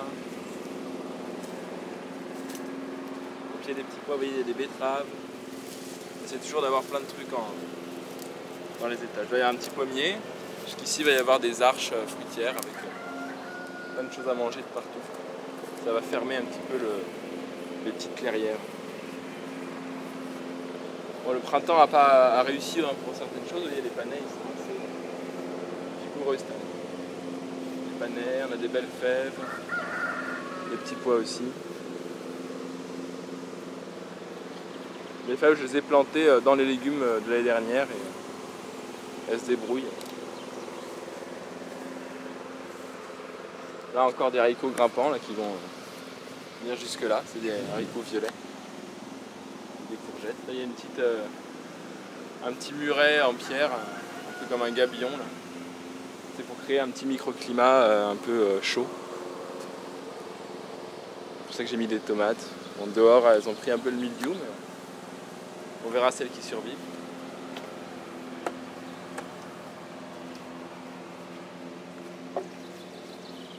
Là vous voyez, on voit bien, il y a un semis de carottes. Là vous voyez, je vais repiquer par exemple, je vais faire mon semis sur une planche à nu comme ça. Je vais semer, là il y a des laitues, des carottes. Et après, par-dessus ces laitues et ces carottes, je vais repiquer des choux raves par exemple. Là il y a eu des choux raves et des céleris branches en plus. Ce qui fait qu'ensuite, je vais avoir tout ça qui va lever et sur la même planche, il y a de la laitue, des choux, des céleris, des carottes. Ouais, ça va diversifier. Là il y a des mauvaises herbes mais c'est du gonopode donc on va le manger soit en salade, soit en jus. C'est plein de minéraux, c'est très très bon, ça pousse tout seul. Et là on voit bien, hein, tout ça, là, ça va devenir à peu près comme ça. On va avoir encore une fois des choses qu'on va récolter au fur et à mesure. Avec les laitues qui vont venir en premier, ensuite il y aura sûrement les céleris. Ensuite les choux, et les choux raves on va pouvoir regarder tout l'hiver, et les carottes aussi tout l'hiver. Là on a la même chose avec des laitues qui sont presque bonnes à venir, là, et, des oignons et des choux. De faire comme ça permet, on parle souvent des rotations des cultures en maraîchage bio ou en jardinage bio. Ici c'est un peu plus compliqué parce que y a toujours 3-4 cultures en même temps. Donc, imaginez la rotation. Donc, on essaye quand même de faire évoluer hein, les assemblages. Là toute cette partie là, je l'ai laissée en friche volontairement. Hein, on dit souvent semer des engrais verts, mais si vous laissez naturellement, ça va venir tout seul. Moi j'ai pas beaucoup d'argent pour acheter des graines d'engrais verts, alors voilà, je laisse les plantes spontanées. J'avais des problèmes ici parce qu'il y a un gars qui était venu avec un tracteur et ça avait tassé le sol. Du coup il y a plein de liserons des haies, c'est une espèce de plante qui grimpe, qui rampe, c'est assez infernal, ça a des gros rhizomes. Et ça vient quand la terre est déstructurée. C'est important de savoir pourquoi une plante vient, quel est son rôle, quel est son but finalement, à quoi elle sert. Et là, je vais avoir une petite attention pour la terre en laissant les plantes naturelles venir, qui vont restructurer le sol. Et j'espère du coup avoir moins de liserons ensuite, vu que le sol a été bien reconstruit. Pourquoi c'est si immense? Un voisin m'avait livré. Et du coup, j'ai mis des courges dessus. Alors j'ai mis des bâches là parce que ça, je me suis pris un petit peu en retard et puis ça avait commencé à être enherbé. Du coup, j'ai préféré mettre des bâches voilà, pour pas avoir trop de boulot. Après ces bâches là, elles vont être réutilisées pour autre chose, sûrement pour créer des haies pérennes là-haut. Là. Voilà, je fais des compromis parce que c'est vrai que on n'est pas non plus tout seul. Je suis un peu tout seul à travailler. J'ai un peu d'aide de la famille, mais c'est pas non plus voilà, le camp d'été quoi. Et ça permet voilà, l'air de rien d'avoir quand même de la production sur des espaces qui seraient un petit peu trop enherbés pour faire des légumes fragiles comme ça. Là il y a des courges et derrière il y a encore une bande avec des casseilles et des cassis. Ce qui est rigolo, c'est que souvent les courges elles aiment bien grimper dans les arbres. Vous voyez, et là vous avez un petit rond qui est en train de grimper dans le cassis. Elles adorent ça. Cassis ça sent super bon. Cassis c'est pas mal hein, parce que vous pouvez faire plein de choses entre les fruits et les feuilles qu'on consomme en tisane, les bourgeons aussi. Ils sont super bons. Et on la voit bien. En Asie, ils aiment bien manger le bout des jeunes pousses de courge aussi. Je sais pas si tu as mangé ça quand tu étais jeune. Ils tirent un peu partout. Ils vont ramper au sol. Mais si j'avais eu le temps de le faire, je voulais faire ça au début mais j'ai pas eu le temps, c'est de mettre des grillages, comme ça ils vont en l'air. Et puis du coup ça libère pas mal d'espace au sol. Vous pouvez planter pas mal de choses du coup. Hein, vous pouvez faire, comme on voit que là, la peau là, naturellement elle grimpe dans le petit arbuste. Vous pouvez les faire grimper sur des fils ou sur des grillages et continuer à cultiver des choses au sol. Vous amuser à conduire les courges même sur un toit ou j'ai vu en Chine une fois sur les toitures d'un village, il y avait tout sur les toitures, il y avait plein de courges qui poussaient. En fait. Elles étaient poussées du sol, elles étaient montées sur les toitures, il y en avait partout sur la toiture. Vous occupez comme ça un espace a priori qui sert à rien, qui n'est pas occupé. Ça libère de l'espace au sol. Alors, il va falloir faire attention où on marche. Il commence à y avoir des petits marrons là qui arrivent. Et c'est les premiers. Si ça pousse bien, il peut y avoir une dizaine de fruits par pied. Ça c'est des petits marrons, ça c'est des patidous. Vous voyez les petits patidous là? C'est sweet dumpling en anglais. C'est super bon, même la peau. Ces deux courges là, la peau se mange aussi, il n'y a même pas besoin de les éplucher. Vous les faites cuire direct comme ça. C'est super bon, super riche.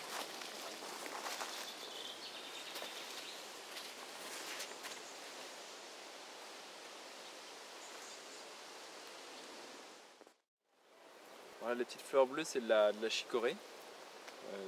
C'était une salade pour l'hiver. Ce qui est bien, c'est que c'est encore une plante pérenne. La chicorée, bon là elle est montée en graines, mais la racine va rester dans le sol et vous pouvez comme ça maintenir une chicorée pendant plusieurs années. Et tout autour, c'est la partie dont je parlais tout à l'heure qui était en jachère, hein, pour essayer de restructurer le sol. Et quand on fait ça, quand on laisse faire, ça permet d'observer les schémas naturels du vivant. C'est-à-dire que là, vous allez avoir toute une population de plantes très variées, avec des plantes qui vont avoir des racines pivotantes, des grandes racines très profondes, qui vont permettre de restructurer le sol en profondeur. Des plantes comme les graminées, qui vont avoir plutôt des racines qui vont aller très profond, mais qui vont s'étaler sur les côtés et englober une grande surface, qui vont donner une super structure. Sur ces plantes, vous avez des mélilos, là, je crois que c'est des mélilos ou des gesses, qui vont grimper dessus. et celles-là vont plutôt apporter de l'azote. Donc on peut comme ça déterminer certaines associations de plantes qui vont bien s'entendre en fonction de l'occupation de l'espace aérien, de l'occupation de l'espace souterrain et des besoins. Vous allez avoir une plante qui va puiser des minéraux beaucoup plus profonds, une autre qui va apporter certains minéraux et tout ça, un tas d'échanges. Et ça, c'est des schémas naturels. Et ce qu'on fait souvent dans la permaculture, c'est qu'on va essayer de reproduire ces schémas naturels dans un système cultivé. Là, bon, on ne va pas manger ça, hein, mais on peut imaginer des plantes à peu près de la même espèce, de la même physiologie, qui ont les mêmes besoins, et les associer ensemble pour créer un système beaucoup plus équilibré. Là, ces systèmes-là ne vont pas carencer le sol, parce que chaque plante s'apporte quelque chose mutuellement. Ces systèmes-là sont faits pour préparer le terrain, pour ensuite faire venir des arbres et des forêts. Donc, on a la règle de la succession végétale, où il va y avoir certaines plantes qui vont arriver en premier, et puis d'autres qui se préparent le terrain mutuellement. Ensuite, vous allez avoir des ronces, par exemple, et puis des arbres pionniers qui vont pousser très vite, qui vont vieillir très vite aussi, et qui vont donner place aux arbres. On a des chênes, ou des châtaigniers, des grands arbres qui vont rester beaucoup plus vieux, beaucoup plus longtemps. On peut jouer à ça avec une permaculture en favorisant ces systèmes-là de régénération. Ça ne veut pas dire qu'il faut être au stade ultime tout le temps. On peut modifier, déstructurer, réorganiser. L'action de l'homme finalement est très importante. Ce n'est pas forcément abandonner. Ce n'est pas de l'abandon, mais c'est travailler avec et ensemble. C'est très important. Vers quelque chose de plus naturel, de plus organique. Et dans le contraire, on a des systèmes qui vont aller vers plus d'artificialisation, plus de mécanisation, de robotisation du vivant. Et la place de l'homme finalement n'a plus grande importance. Et la place du vivant est complètement mise à l'écart. On se retrouve dans des systèmes dépendants, énergivores, et qui sont finalement pas adaptables à l'ensemble de la population, à l'ensemble des territoires. Ça va être encore des systèmes possibles dans certaines zones sur Terre très riches, tandis qu'il y a des systèmes naturels qui vont pouvoir s'adapter sur tous les territoires, sans argent, sans besoin de ressources épuisables. C'est ça qui est important, trouver des systèmes moi ce qui m'intéresse, c'est de trouver des systèmes qui peuvent être utilisés par tout le monde. Il n'y a pas besoin d'appauvrir un endroit pour en enrichir un autre. Quand je dis appauvrir un endroit, ça va être notamment pour des ressources. Un des principes importants aussi, c'est d'avoir toute cette diversité. Toute cette diversité, ça va permettre on dit de ne pas mettre tous les œufs dans le même panier. Je vais avoir différents moyens de production, différentes plantes qui vont pousser toutes ensemble. Et il y a des années comme ce printemps où il a fait très très humide. Ça va être défavorable à certaines plantes, mais favorable à d'autres.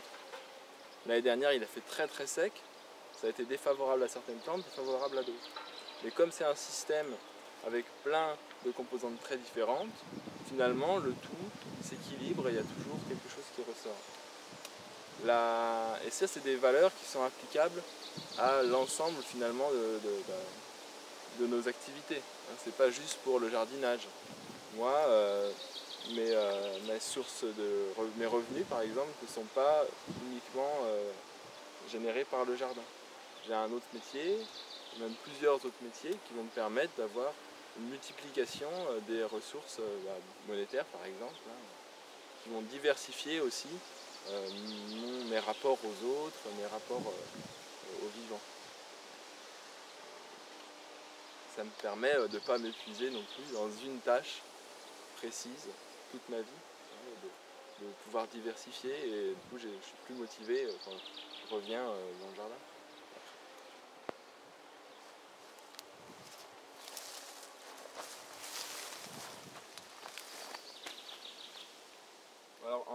bon permaculteur, on est obligé de faire quand même des structures un peu bizarres, voilà, où on essaie de tout mélanger.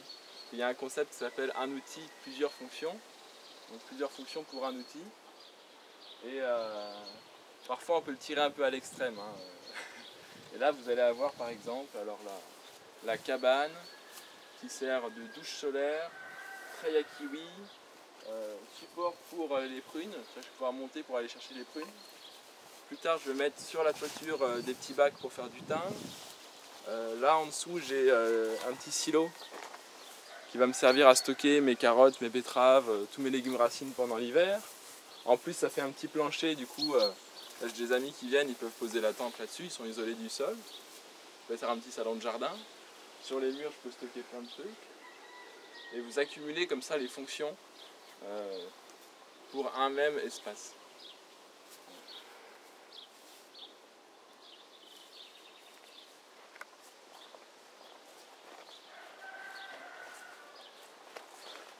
Voilà, là c'est là. Il y a aussi le système ingénieux avec une grosse cuve en l'air et puis l'eau qui va passer sous le toit pour chauffer l'eau l'été. Et on aura de l'eau bouillante pour prendre des douches. Alors ici on voit un truc intéressant, c'est que là à côté ils les ont laissés en friche. Et il y a des vignes sauvages, enfin qui sont redevenues sauvages. Et on voit que le raisin là il monte tout en haut des arbres. Il y a des systèmes comme ça en Italie où ils cultivent le raisin dans des grands arbres. Alors c'est un peu dangereux, ils ont des échelles de 30 mètres et ils vont chercher le raisin comme ça. Et là vous voyez c'est plein de raisins. Alors je ne vais pas forcément aller le cueillir, mais les oiseaux qui d'habitude vont me piller mon raisin à moi là-bas, ils vont préférer aller là parce qu'ils sont bien mieux, ils sont dans les arbres, ils sont perchés. Et comme ça, vous créez de la surabondance aussi pour les non-humains. Ça gêne pas trop l'arbre a priori, il pousse bien. Et puis il y a du raisin là qui est à 15 mètres de haut. Et tous les ans, je peux vous dire qu'il est plein de raisins. Un petit raisin noir, quand il fait chaud, il est très bon. Et là, regardez, c'est assez exceptionnel. Hein, vous avez alors du raisin et vous êtes chargé de noisettes. Vous avez vu toutes ces noisettes là? Elles sont hyper grosses. C'est la première année, je pense qu'il a plu tellement au printemps que tous les ans on découvre des trucs comme ça. Alors, je vais récolter mon raisin, puis en plus je vais avoir des noisettes. Il n'y a pas longtemps il y avait un sureau aussi dans lequel il y avait le raisin. Donc, je pouvais avoir les fleurs de sureau pour la tisane, les fruits si je veux en garder pour mettre dans les jus par exemple, ou dans des confitures. Et en plus du raisin. Sachant que les feuilles de raisin sont comestibles aussi. Voilà, on a tout un tas de fonctions pour un même espace. Avec les ronces, les grandes berces. Alors, là on arrive, il y a un petit poulailler. Un poulailler qui est monté sur une remorque. Ça permet à l'occasion de déplacer les poules. Souvent les poules on les laisse dans un endroit, vous voyez chez les papis là, il y a toujours une espèce de sol hyper croûteux, dur, et les poules qui se baladent là-dedans.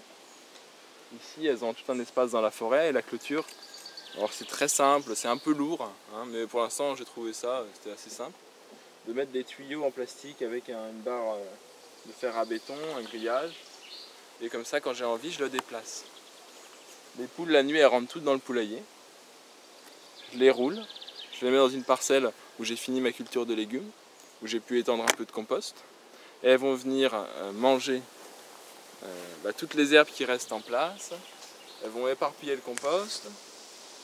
En général elles mangent un peu les limaces par exemple, mais entre autres, elles vont fertiliser, en plus elles vont me donner des œufs, si on a du courage on peut en manger une,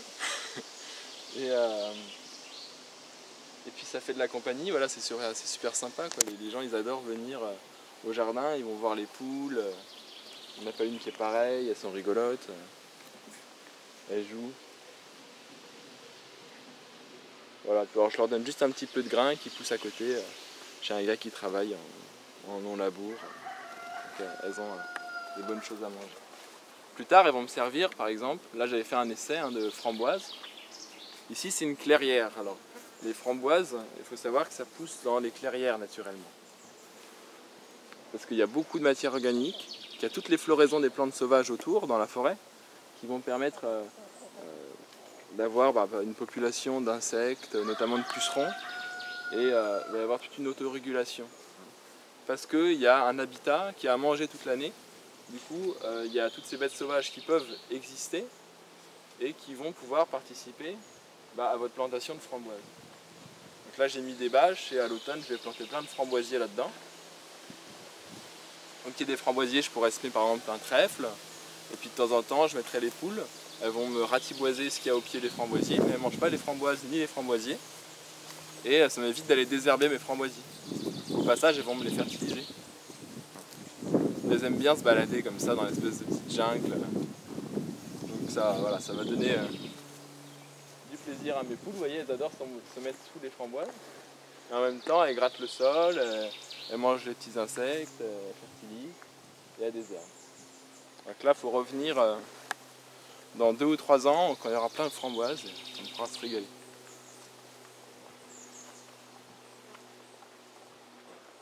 Alors, ici, je ne sais pas si on le voit beaucoup, mais sur toute la bordure, il y avait des arbres.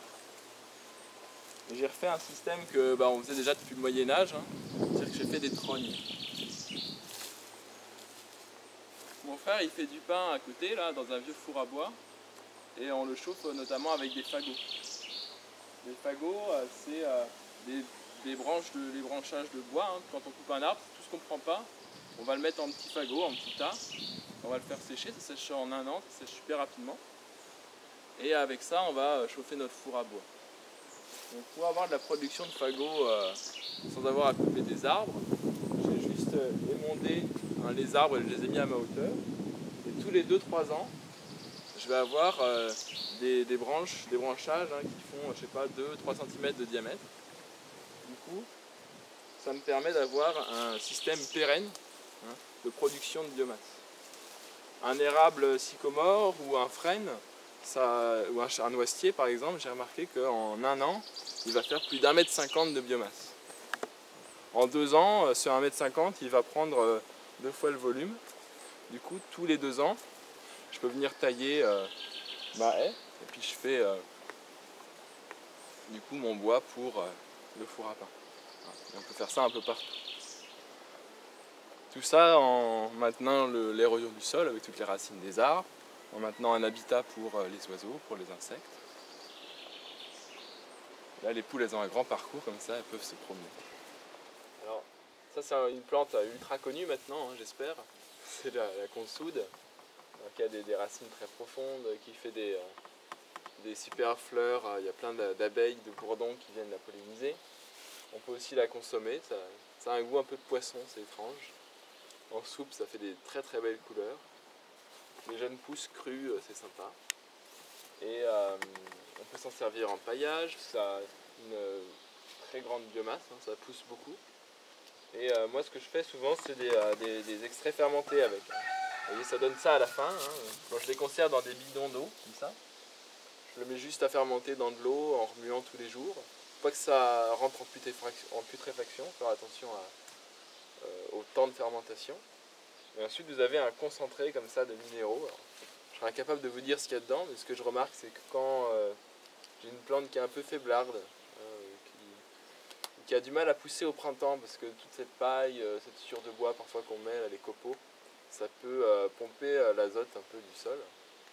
Et du coup pour réguler un petit peu, pour aider un petit peu au printemps ou à l'automne, on va arroser les plantes avec ça. On va diluer à 5-10%, soit en aspersion avec un pulvérisateur, soit directement dans l'arrosoir. Et ça va lui refaire un petit peu un complément alimentaire, comme on pourrait faire une petite cure de spiruline quand on est un peu fatigué. Ça c'est plein de minéraux. Alors, on peut faire ça avec la consoude, les orties pour les plus connus. Mais voilà, il y a même des gens qui font ça avec un peu toutes les plantes. Faut faire des essais après. Mais je sais que la consoude et les orties en général, voilà, je les arrose avec ça. Au bout de 2-3 jours, si on est attentif un petit peu à la plante, on voit qu'il se passe des choses. En général, elle est un peu plus verte, bien vigoureuse. Ça fait vraiment du bien. Puis voilà, c'est encore un truc, c'est très très simple. ça, vous voyez, dans l'idée, pour moi, c'est un peu une béquille. Hein. C'est pas une fin en soi, c'est-à-dire qu'on va pas... on n'est pas dans un système où on va remplacer finalement ce qu'on faisait en agriculture chimique en agriculture biologique. C'est-à-dire qu'on ne va pas continuer à mettre de l'engrais, continuer à traiter, à vouloir tuer les insectes ou des choses comme ça. Ça, c'est pour aider la plante à trouver parfois ce qu'elle n'a pas encore réussi à trouver parce que le sol est un peu carencé, parce qu'il y a des déséquilibres. L'idéal, c'est comme pour la santé, hein, c'est de trouver finalement une solution pour que le sol soit équilibré et n'ait plus de carence. Et ça va se retrouver par la diversité, par l'intégration des arbres hein, et de tout un tas de plantes diversifiées. C'est voilà, c'est pas une fin en soi. Hein. Moi, si je peux éviter de faire ça, à la limite, ça me fait moins de boulot. C'est un petit coup de pouce.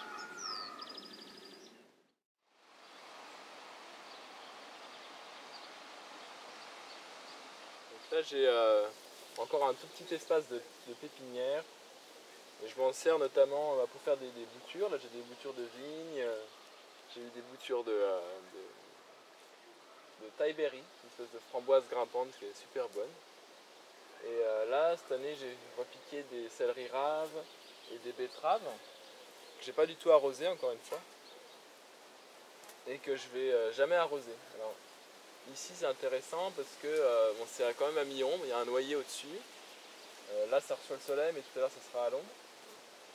Donc, c'est de faire se développer des plantes dans un endroit sans eau et un peu à l'ombre. Et je vais faire les graines là-dessus. Je vais choisir comme porte-graines. Pour que leurs enfants aient déjà un petit souvenir de cette condition de vie. C'est-à-dire que pas d'eau d'arrosage et pas beaucoup de soleil.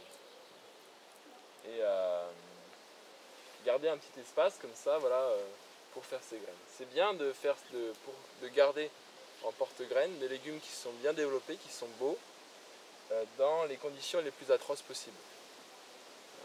Préférez un endroit un peu très sec, très pauvre pour faire vos porte-graines plutôt que l'endroit bien arrosé, bien enrichi au fumier, des choses comme ça. Vous aurez des légumes qui seront beaucoup plus rustiques et beaucoup plus puissants hein, pour vos cultures et ça va d'autant plus faciliter le jardin après. L'idée c'est quand même de moins travailler, de moins passer de temps pour fournir une calorie alimentaire, de fournir à manger. Là il y a des betteraves, des céleris, là on voit des carottes qui sont en fleurs là, on les voit. Et puis autour on retourne sur le grand leitmotiv qui est le travail. Est-ce que on a besoin de travailler autant hein, pour fournir la nourriture quand on voit toutes ces plantes sauvages autour de nous, où là il y a les ronces par exemple, hein, si on prend les jeunes pousses de ronces, il y a des orties derrière, là j'ai du plantain, et tout ça c'est des feuilles de plantain qu'on peut consommer aussi, hein, qui sont très riches en nutriments. Du coup on peut imaginer d'avoir toujours un potager hein, pour continuer à manger des légumes comme le céleri rave, hein, qui est super bon, mais aussi intégrer toutes les plantes sauvages qu'on peut trouver autour, qui miraculeusement viennent grâce à la présence humaine. Hein. Le plantain, c'est plantain comme la plante de pied, c'est là où on endroits piétinés. Le pissenlit, c'est pareil. Hein, et ces plantes sauvages sont intéressantes parce que, notamment, elles sont très abondantes au printemps. Au printemps, de mars à mai, hein, là vous avez toutes les jeunes feuilles d'arbres, les jeunes pousses de plantes sauvages, les jeunes feuilles bien vertes. Et à cette époque-là, elles sont bien tendres, elles sont bien bonnes. Et c'est justement à cette époque-là où on a du mal à avoir des légumes dans le jardin. On a encore le stock de l'hiver dernier, mais ça commence à se faire rare. Et c'est super bien parce que vous avez dans la nature, comme ça, si vous gardez des espaces sauvages dans votre jardin, vous pouvez du coup avoir à manger toute l'année. Même dans les parties un peu dures, les mois de césure, hein, que sont ces mars, avril, mai. Voilà. Bon, là on est chez ma grand-mère. C'est là où j'ai appris le jardinage quand j'étais petit. On voit qu'il y a aussi des arbres fruitiers. Alors c'est assez mal orienté parce qu'il y a la forêt au nord, mais il y a quand même des fruits. Ici il y a des hémérocailles. Alors c'est assez joli, mais on peut aussi consommer les fleurs crues comme ça ou dans les soupes. Et c'est assez sucré. Les lys en général sont assez sucrés, ouais, c'est très joli. Toujours agréable de manger des belles choses. Surtout la base qui est très sucrée. Moi on a un petit champ de framboises.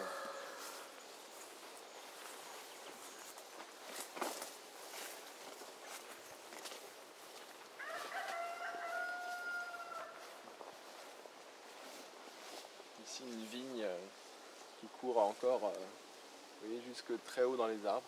Je sais pas si tu vois avec la lumière.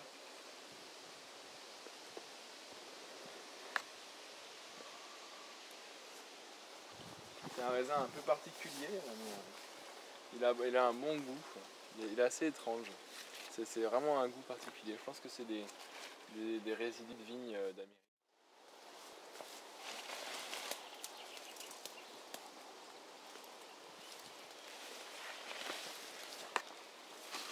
On a encore plein de framboises. On pourrait faire passer les poules dedans pour désherber un petit peu. Ici on est vraiment une espèce de petite clairière avec un petit potager et puis on a une vigne assez intéressante là-dessus. C'est une variété qui a un goût très particulier. Mais je trouve que c'est du raisin américain, alors ça ne tombe jamais malade. Les feuilles, vous voyez, il n'y a pas du tout de floc, il n'y a pas du tout d'oïdium, de mildiou, de choses comme ça. Et vous voyez, elle monte encore très très haut dans l'arbre. On voit tous les raisins. Si ça ne va pas nous nourrir, ça peut nourrir les oiseaux qui iront manger ça au lieu des autres fruits. Je peux continuer. C'est mon grand-père qui fabrique des cabanes un peu surréalistes. Ça fait partie du décor maintenant. On pourrait imaginer, vous voyez là ils ont mis des ronces, des murs en fait. Ils n'ont pas encore commencé à peine à donner des fruits. Mais ça va grimper là-dedans un petit peu comme la vigne. Ça va toutes ces surfaces. Là on a un plaque minier. C'est des kakis. C'est des kakis, ceux-là ils sont astringents. Mais ça donne tous les ans des tonnes de fruits. C'est des arbres qui sont... C'est une variété celle-là qui est assez naine. Celui-là il est assez vieux et tous les ans vraiment il n'y a jamais de ravageurs. On les mange soit blettes, soit séchées. Alors, au Japon ils font ça, tu sais, ils les pèlent et ensuite on les peint au plafond et ils sèchent. Et alors là c'est un peu comme les figues séchées, quoi. C'est très très sucré. Et, c'est intéressant d'avoir ça parce que c'est vraiment... les insectes et tout sont pas habitués à voir ça, donc c'est vraiment de la diversité. On a juste un petit exemple, là derrière ces gros bouts de bois. On a un cerisier ici et au pied vous voyez, des framboisiers. Alors, on peut imaginer un verger où il n'y aurait pas les cerises, les framboises d'un côté, on peut tout mettre ensemble.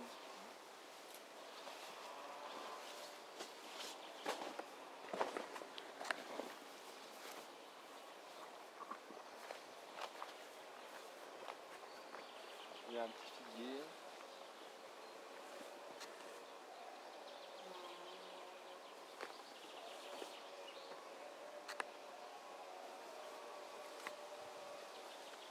Là encore la haie, vous voyez, tous les 3 ans, 2-3 ans, on va la tailler au ras et puis elle va repousser. Donc il y a du frêne, il y a de l'érable champêtre. Là il y a de la prunelle. Alors, la prunelle pour faire les fagots c'est vraiment pas très agréable. Il faut mettre des gros gants parce que ça pique. Il y a du noisetier. Là il y a un petit merisier. Alors quand ils donnent des cerises elles sont petites mais alors c'est super bon. C'est super bon. On peut passer par là.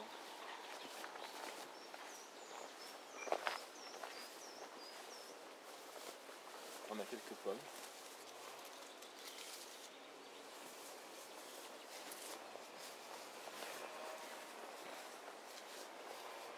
Ici c'est bien parce que je profite d'un jardin qui est plus vieux. Alors il y a plein de choses qui ont été pas très bien faites. Alors du coup il n'y a pas grand chose. Là, il y a le poirier, il n'y a rien qui pousse dessus. Et du coup je m'en sers comme tuteur. Un vieil arbre comme ça qui donne plus rien parce qu'ils sont tout rachitiques et tout moches. Je peux m'en servir comme support par exemple pour avoir des ronces. Et là je vais avoir des grosses mûres. Vous voyez en août, hein, ça fait des grosses mûres noires. Et elles vont grimper comme ça, vous voyez, dans le poirier. Donc à défaut d'avoir des poires, je m'en sers comme tuteur pour faire courir des plantes grimpantes comme ces mûres. Ça peut être aussi du raisin, des kiwis, que sais-je. On pourrait imaginer plein de choses. Ce qui est intéressant dans des espaces comme ça, c'est qu'il y a des rejets. Il y a plein de rejets de pruniers, de cerisiers. Et du coup, on peut faire de la greffe sauvage. Hein, ici, par exemple, il y avait un petit rejet de prunier. Alors je suis venu, ça fait 1 ou 2 ans et j'ai fait une petite greffe là-dessus, d'un prunier que j'aime bien, là, qui pousse dans la vallée à côté. Et du coup, j'ai multiplié un arbre. Je pourrais le laisser là, ou si j'ai le courage, je pourrais le transplanter ailleurs. Vous avez une petite pépinière comme ça, avec des arbres fruitiers un petit peu partout qui poussent, vous faites vos greffes. Et après, vous pouvez soit les laisser s'ils sont au bon endroit, soit les redéplacer à volonté. Ça permet de faire des petits essais de culture aussi, dans des endroits un peu plus ombragés.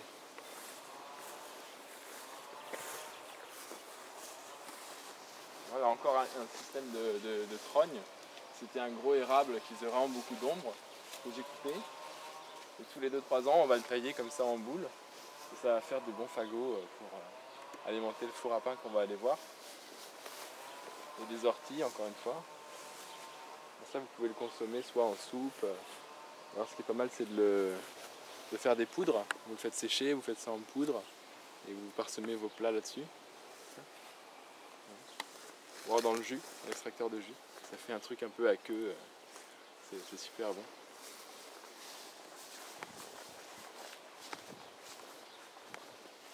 Pas le bidon. C'est le jardin de mes grands-parents, parfois il y a des trucs un peu bizarres.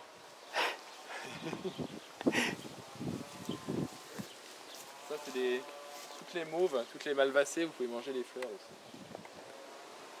La rose première, j'en ai une aussi.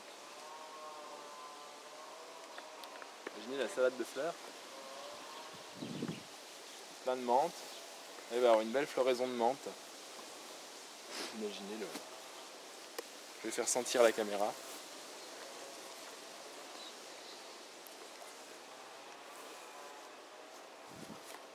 Ça sent comme le chewing-gum Hollywood. Ah ouais. La menthe, je sais pas ce que c'est comme variété. Et là, il y a les très vieux cognaciers, ils ont une forme géniale. Tu vois les coins là. Ils sont parfumés, c'est extraordinaire. Et tous les ans, ils nous donnent pas mal de points quand même.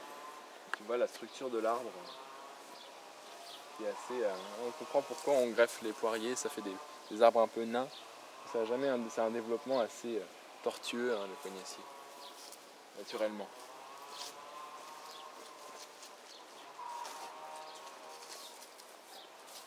Tiens, là on voit les fagots justement, une partie des fagots.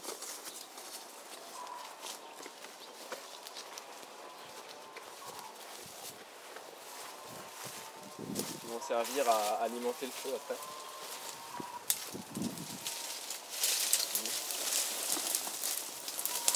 On a un petit outil pour les serrer, et ensuite on met une petite ficelle.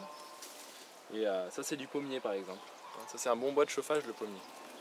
Et on va utiliser les tailles des arbres pour faire des fagots. On ne brûle plus comme ça dans la forêt pour rien.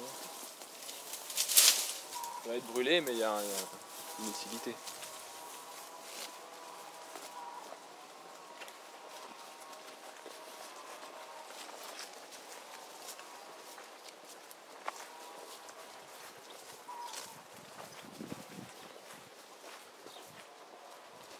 Ça c'était le poulailler qui était là-dedans, hein, avec qui est devenu une chambre maintenant, et qui est chauffé. Là tout ça c'est l'arrière du four. Là vous avez tout un système idéal avec une cave, un four à pain, le poulailler. Et on va rentrer dans le four. Bon, on va pas rentrer dans le four. Mais... on va vider un peu.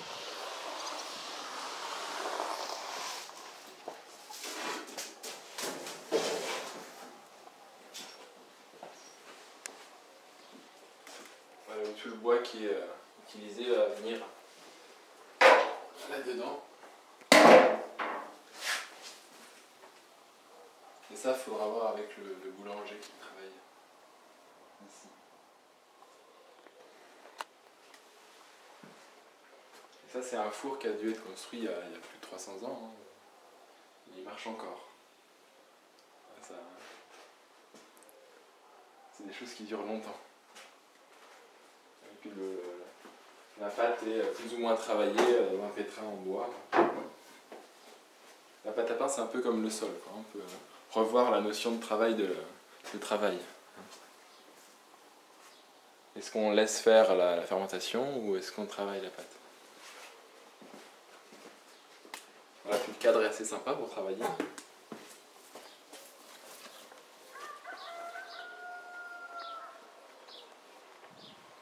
on voit encore un rejet de cerisier. C'est un vieux cerisier qui est mort et puis il y a eu des rejets. Et du coup, j'ai regreffé c'est des cerises Napoléon, là, les cerises jaunes, qui sont assez bonnes. C'est un très vieil arbre qui est chez un ami dans une vallée comme ici. Je l'ai greffé dessus, alors peut-être dans 4-5 ans, on pourra manger des cerises.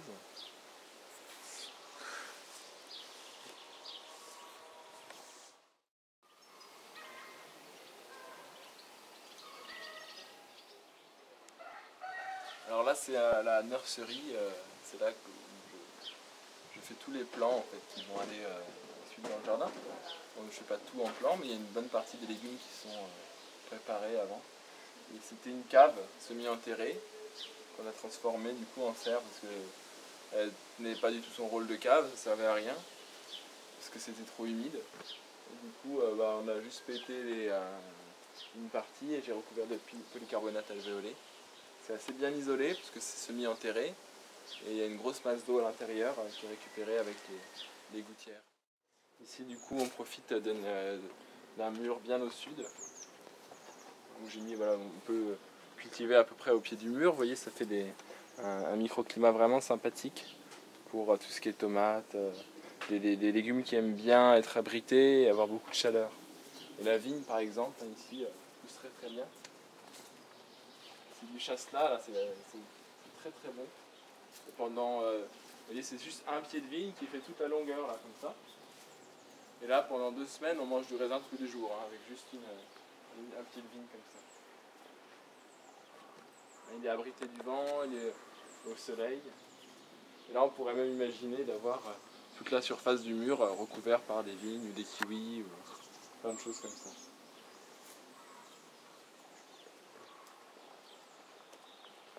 C'est extrêmement vigoureux, vous voyez, le pied mère est là. Il pousse directement au pied de la maison. Et vous avez des futures grappes de raisin un peu partout. On va s'en régaler à l'automne.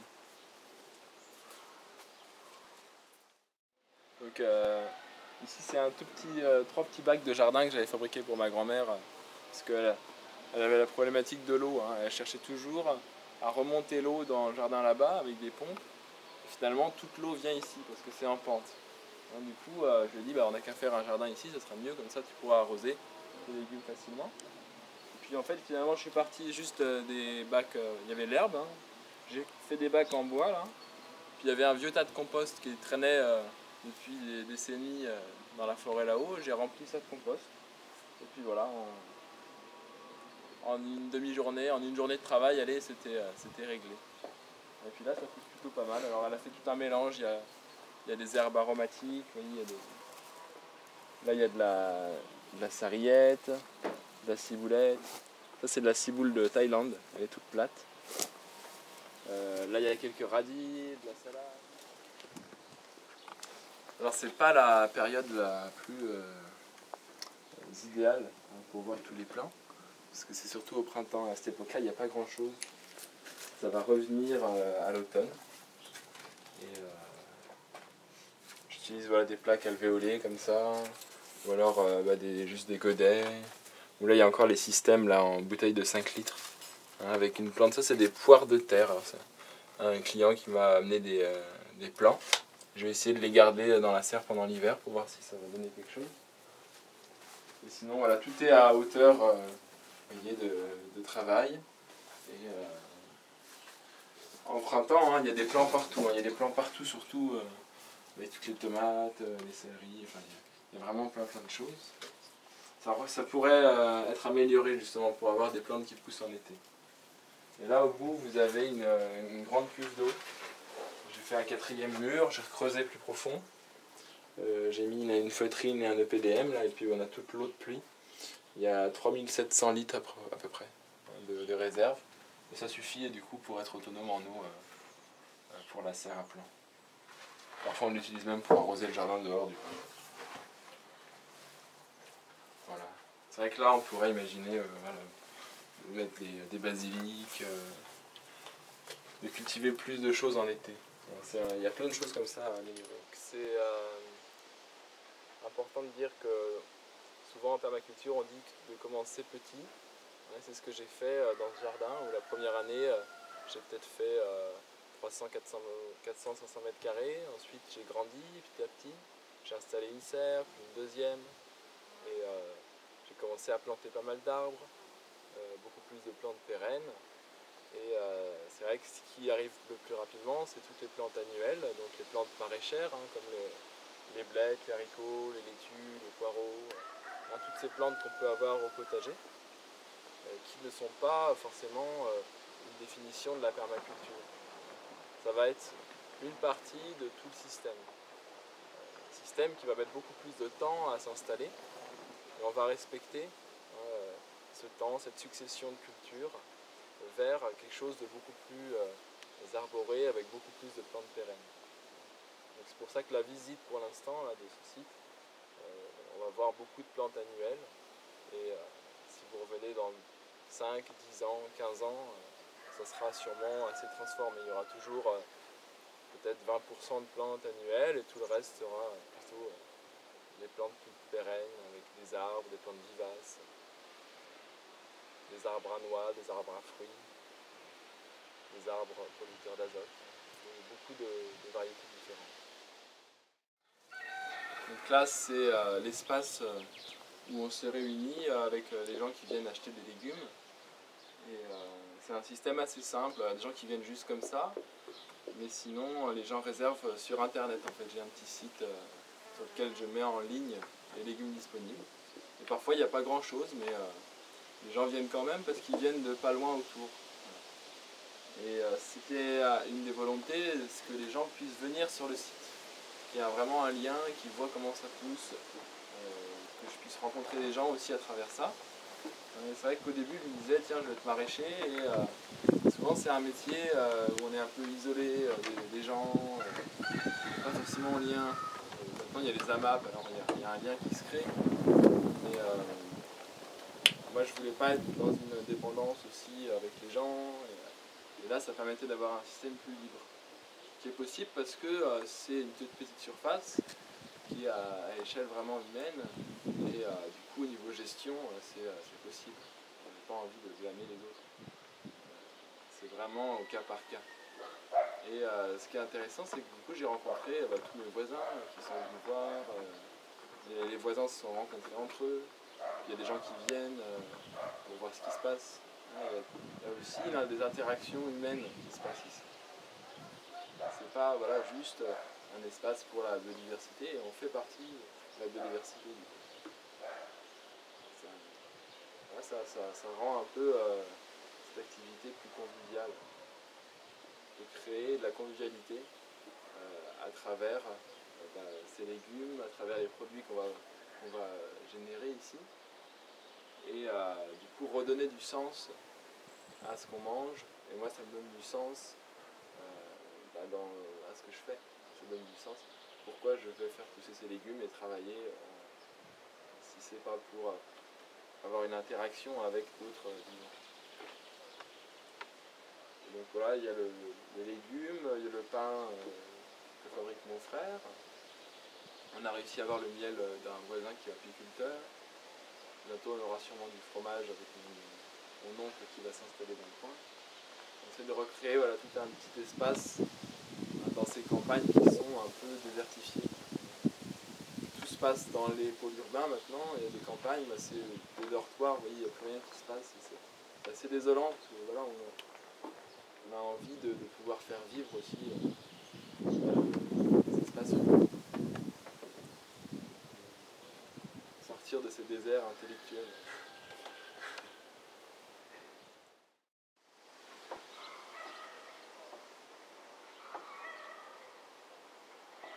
Voilà, il y a beaucoup de jardiniers qui mettent de la musique pour leurs plantes notamment.